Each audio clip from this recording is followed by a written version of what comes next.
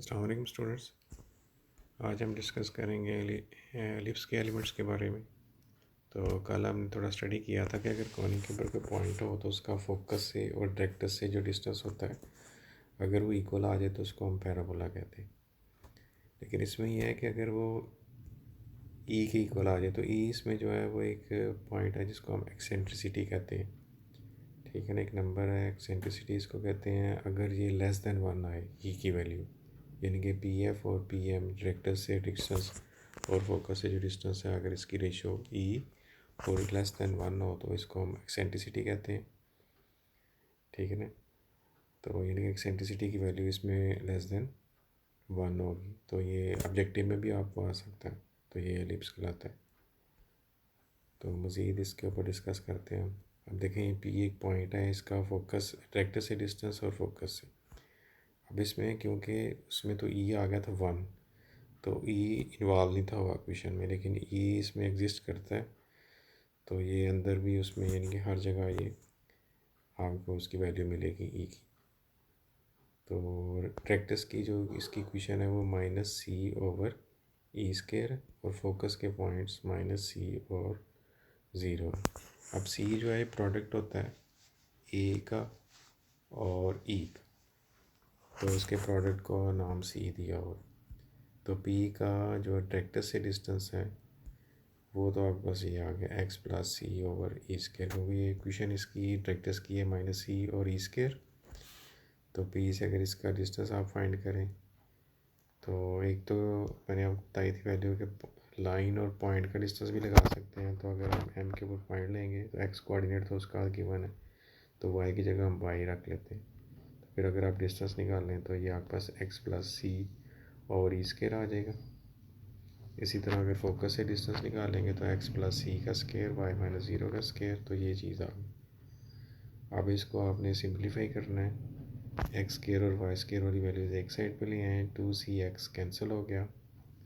ठीक है ना, तो बाकी आपके पास राइट हैंड साइड पे जो वैल्यू बन रही है उसके साथ आप सबको डिवाइड कर दें, क्योंकि वो आपने 1 रखनी है राइट हैंड साइड वाली। तो y के नीचे फिर आ गया आपके पास a² 1 - e², तो इसको हम b का नाम दे देते हैं। तो x² / a² + y² / b², ये फिर एक स्टैंडर्ड फॉर्म ऑफ एलिप्स बन जाती है हमारे पास। तो इधर से ही क्वेश्चन b² क्योंकि हमने रखा है a² - e², तो इधर से ही a² और e² का फार्मूला भी डेवलप हो सकता है। तो फोकस के जो कोऑर्डिनेट है हमारे पास वो c और 0 थे, तो c जो है वो a e के इक्वल है। इसी तरह डायरेक्टस जो है वो आपने देख लिया, ठीक है ना, c/e²। तो c की जगह अगर a e रखें तो फिर a/e बन जाएगा। इसी तरह अगर ये a² और b² था नीचे, अगर ये दोनों सेम हो जाए तो ये सर्कल बन जाता है। तो अगर ये डिफरेंट होंगे तो ये एलिप्स होगा, लेकिन दरम्यान में प्लस ही रहेगा। अब इसकी ये पैरामीटर इक्वेशंस हैं, a cos थीटा और b sin थीटा। तो अगर दोनों के साथ a आ जाए तो फिर सर्कल बन जाता है।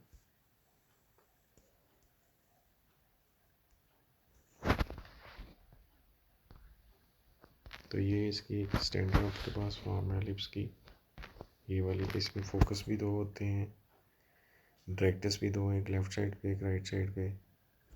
अब इसमें जो a और a' आपको नज़र आ रहा है इनको कहते हैं मेजर एक्सिस, और b और b' नज़र आ रहे हैं ये माइनर एक्सिस। फोकस 2 हैं, डायरेक्टस भी आपके पास 2 हैं।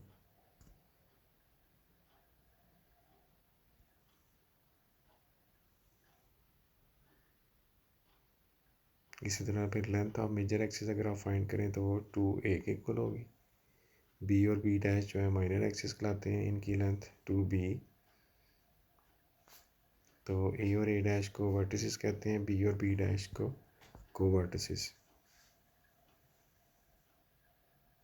उसी तरह अगर फोकस से जो लाइन पास करती है उसको लेटेस्ट रेक्टेंगल परपेंडिकुलर है।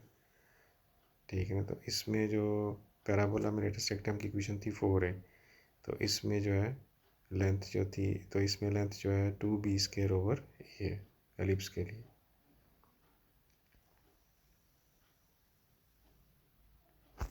अब इसमें दो तरह के एलिप्स पाए जाएंगे। एक तो ये आपके पास था एक्स एक्सिस वाला, अगर वाई पे चले जाएंगे तो फिर कोऑर्डिनेट की शेप ज़रा इस तरह की हो जाएगी।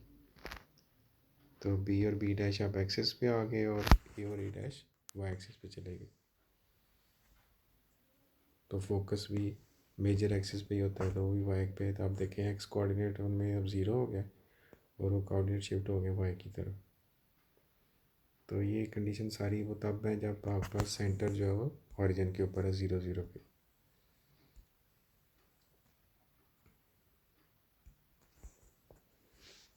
तो ये मेन डिटेल है इनकी सारी वैल्यूज़ जो आपके पास दोनों लिप्स की। तो ये देखें, अगर आपके पास अब क्वेश्चन से कैसे पता चलता है हमें, जब नंबर्स में दी होगी, अगर एक्स के नीचे बड़ा नंबर है तो वो एक्स के लॉन्ग बनेगी पहले वाली, और अगर वाई के नीचे बड़ा नंबर है तो उसको हम ए लेंगे और वो ये इस तरह की ओवल शेप बनेगी वाई एक्सिस के ऊपर।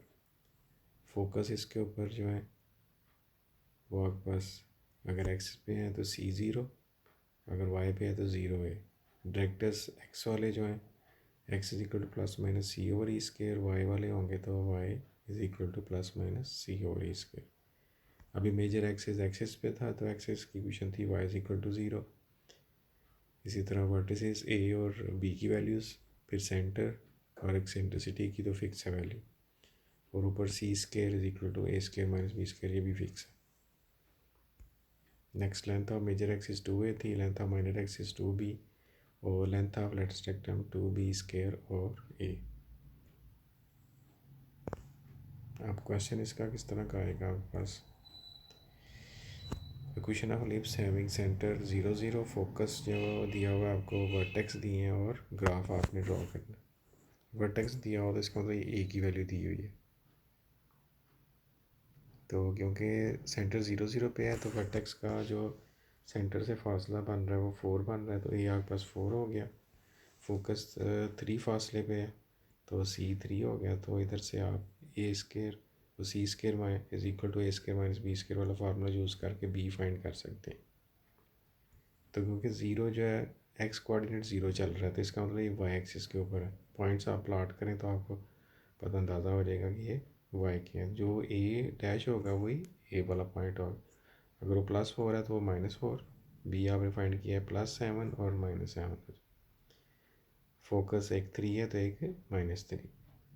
तो जो बड़ी वैल्यू इसका मतलब जो ये है वो आपने वाई के नीचे लिखना है, तो ये इसकी इक्वेशन बन जाती y square over 16 x square over 7।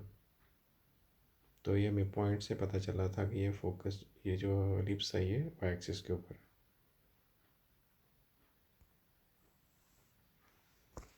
अब नेक्स्ट ये हमें क्वेश्चन गिवन है तो इससे आपने बाकी चीज़ें फाइंड करनी है। तो पहले 36 से हम डिवाइड करेंगे तो ये आ गया आपके पास X square over 9 plus Y square over 4। तो बड़ी वैल्यू आपके पास एक्स के नीचे है तो ये एक्स के लॉन्ग बनेगा, तो बड़ी वैल्यू को हम ए रखते हैं और छोटी वैल्यू को बी। तो ए स्केयर 9 है तो ये आपके पास 3, बी स्केयर 4 है तो वो 2। तो सी स्केयर होता है बी स्केयर माइनस ए स्केयर, सी भी फाइंड हो गया। तो फोकस इसके बनने को गया एक्सिस के ऊपर है तो प्लस माइनस सी और ज़ीरो। तो फोकस भी आ गया आपके पास, वर्टेक्स ए और ज़ीरो होता है वो भी आ गए, कोवर्टिसेस 0 और बी। एक्सेंट्रिसिटी भी फाइंड कर लिया हमने क्योंकि सी इज इक्वल टू होता है ए, तो ई फिर हो जाएगा सी ओवर ए।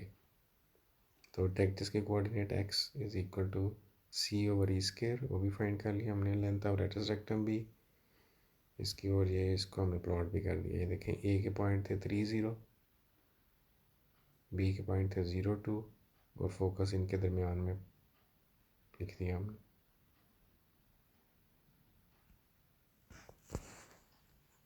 अब नेक्स्ट मज़ीद इसकी कम्प्लेक्स फॉर्म आपको दी हुई है, तो इसमें आपने दोनों के जो है ना स्केयर कंप्लीट करने हैं, एक्स के भी और वाई के। तो एक्स स्केयर के साथ आपके पास है 9। तो इसमें एक तो ये कंडीशन होती है कि आपने जो है ना एक्स स्केयर के साथ 9 है और एक्स के साथ 18, 9 कॉमन लें तो ये बन जाता है एक्स स्केयर माइनस 2x। तो 2 का हाफ बनता है 1, तो 1 का स्केयर ऐड किया यानी कि x माइनस 1 का होल स्केयर बन गया। इसी तरह वाई स्केयर वाले जो कोफिशिएंट हैं उसमें है 4y स्केयर प्लस 8y। तो 4 अगर कॉमन लें तो वाई स्केयर प्लस 2y, तो इसमें 1 ऐड होगा तो y प्लस वन का स्केयर बन गया। कंप्लीटिंग स्केयर करना है तो 23 में जो चीज़ें आपने ऐड की हैं वही सब्ट्रैक्ट भी करनी है, तो -36 हो गया। अब उधर ले जाएंगे तो +36 से आप डिवाइड करें तो आपके पास ये चीज़, अब ये बड़ी वैल्यू y के नीचे आ रही है तो इसका मतलब y के लॉन्ग बनेगा, लेकिन इसका अब सेंटर जो है ना वो चेंज हो गया। तो सेंटर क्या बनेगा, अब x-1 को आप ज़ीरो रखें और y+1 को ज़ीरो रखें तो ये 1 और -1 बनता है सेंटर इसके। तो a की वैल्यू 3 है, b की वैल्यू 2। अब कोऑर्डिनेट सारे आपने जो y का ग्राफ आपने देखा था वो लगाने हैं, लेकिन जब इसका सेंटर चेंज हो गया तो उन पॉइंट्स को हम h और k का नाम देते हैं। तो h जो x के साथ होता है वो 1 आए, y के साथ जो था वो k है तो वो -1 आए। तो जितने भी x वाले कोऑर्डिनेट्स हैं उनमें आपने h को ऐड करना होता है और y वाले कोऑर्डिनेट्स में आपने k को ऐड करना होता है। तो a में a डैश में, b में b डैश में, इसी तरह ट्रैक्टस अगर ये अब y वाली बन रही है तो इसमें आपने k ऐड करना है।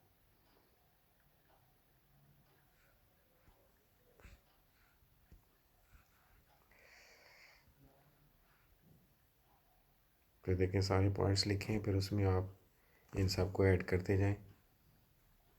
तो देखें पॉइंट सेंटर इसका 1 और -1 पे उसने प्लॉट किया है, बी और बी डैश आपके पास 3 -1 और -1 आए हैं, क्योंकि इसके बी बनने थे 0 बी 0 बी और 0 -b। तो इसमें जब h और k ऐड करेंगे तो बन जाएगा h कामा b प्लस k, इसी तरह -b प्लस k।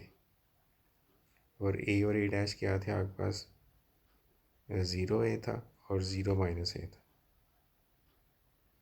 तो उसमें आपने h और k ऐड कर लेने, तो आप नए पॉइंट्स आपके पास बन गए। तो इस तरह आप इसको प्लॉट भी कर सकते हैं।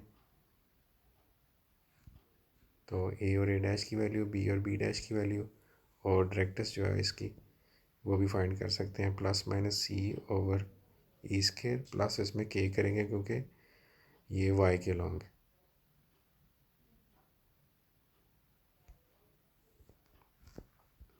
नेक्स्ट डे इसकी एप्लीकेशन का क्वेश्चन हमें गिवन है, तो उसमें यह है कि आपके पास एक आर्च है जिसमें एलिप्स की फॉर्म में है, तो 40 मीटर इस पर वाइड है, यानी कि टोटल जो बेस इसकी बन रही है वो 40 है, तो 20 सेंटर के इस साइड पे और ये 20 इस साइड पे, तो एक एक कोऑर्डिनेट्स बन के आपके पास 20 0 और -20 0। और हाइट इसकी 15 है, तो 15 मीटर ये हाइट पे चला गया, वाई जो आपके पास 15, ठीक है।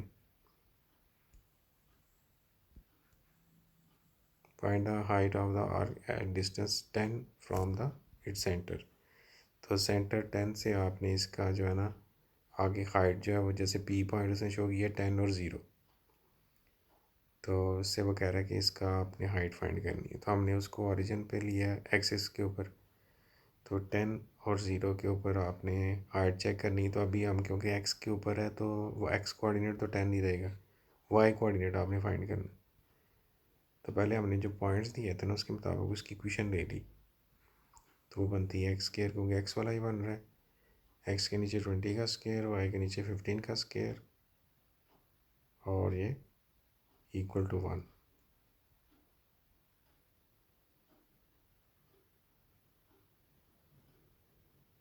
अब इसमें आप जो है x की जगह 10 पुट कर दें और y की जगह 5 रहने दें, तो आप इसको सिंप्लीफाई करें तो आपके पास y की वैल्यू आ जाएगी।